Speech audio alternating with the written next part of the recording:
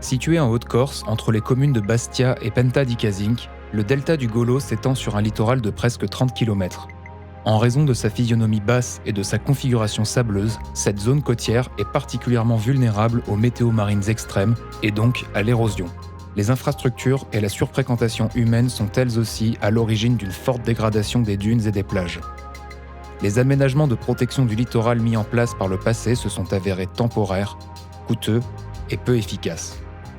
Afin de protéger certains espaces naturels de l'extension urbaine, le Conservatoire du littoral engagea une maîtrise foncière dans les années 80 et des travaux de restauration dunaire furent entrepris dès les années 2000. La fréquentation anarchique des plages fut quant à elle canalisée par de nouveaux aménagements d'accueil du public, tels que la pose de ganivelles et la délimitation de parkings. Il faut imaginer qu'ici, c'était une table rase, Il n'y avait aucune végétation, du sol extrêmement compact. La mise en place de ganivelles, de protection, de cheminement, comme on a pu voir depuis tout à l'heure, fait que du coup, toute cette zone s'est revégétalisée. Mais depuis environ 10 ans, les conséquences de la montée des eaux se font ressentir et la situation est redevenue préoccupante. Les espaces naturels et urbains en retrait sont désormais exposés à un risque non négligeable de submersion. La démarche Adapto est alors lancée en 2015 dans le but de mettre en place une stratégie de réaménagement territorial plus globale basée sur les enjeux littoraux à long terme. Sur les espaces naturels côtiers, le Conservatoire maintient son effort de protection grâce à des actions foncières et des travaux de réaménagement. Un accompagnement des territorialités locales est notamment assuré afin d'éduquer sur l'évolution des milieux où les dynamiques naturelles s'exercent déjà plus librement. Un aspect qui nous a apparu très important, c'est qu'il y avait un nettoyage mécanique qui était fait sur toute la plage, où il n'y avait aucune distinction sur les éléments naturels, anthropiques ou autres dans ce nettoyage-là. Donc en discutant avec les acteurs, les communes, les intercommunalités qui géraient vraiment ce nettoyage de plage, on a pu mettre quelque chose de raisonné. Donc raisonné, c'est-à-dire que du nettoyage mécanique pouvait se faire à certains endroits, bien ciblés, mais en préservant en fait un pied de dune, ce qu'on appelle, donc une certaine largeur. Ça permet en fait aux espèces, aux plantes annuelles de se développer et le milieu dunaire peut se reconstituer petit à petit avec le temps et en laissant faire la nature. La zone de Golo est complexe. Elle concerne 9 communes ainsi que des acteurs territoriaux à la fois publics et privés.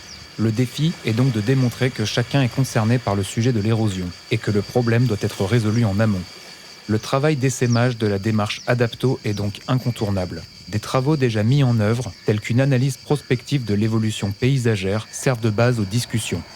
On est vraiment encore dans la phase étude et du coup on a fait une sorte de grand poster à l'échelle communale montrant en fait un aménagement de tout l'espace littoral de chaque commune. Et donc on est allé discuter, quasiment ça a pris un an et demi, avec chaque propriétaire. Bon, si votre restaurant recule, combien ça va vous coûter? Est-ce que socialement c'est acceptable? Pour essayer de voir en fait où sont les leviers d'action et où sont aussi les points de blocage. L'idée était vraiment d'essayer de sensibiliser et de discuter sur les aléas qu'il peut avoir et encore une fois cette mobilité du trait de côte qui est existante et qui durera malgré tout ce qui peut être fait. Dans le cadre d'une étude socio-économique menée par Adapto, un camp de vacances, un hôtel et différents propriétaires d'un même lotissement furent concertés en vue de mesurer le niveau d'acceptation face aux changements à venir.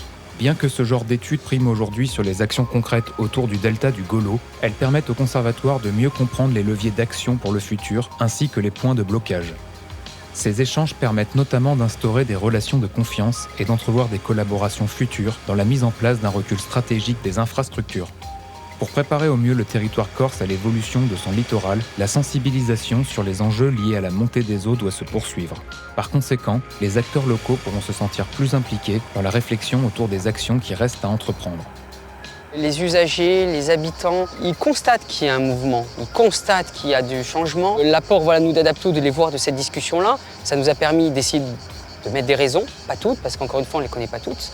Si les communes ou les autres acteurs veulent une intervention sur des espaces naturels, le conservatoire sait faire. Maintenant, ailleurs, il faut effectivement venir se mettre un peu autour de la table et discuter avec les actions du programme Adapto, mais aussi toutes les autres actions qui ont pu être faites ailleurs et les retours d'expérience qu'il peut avoir.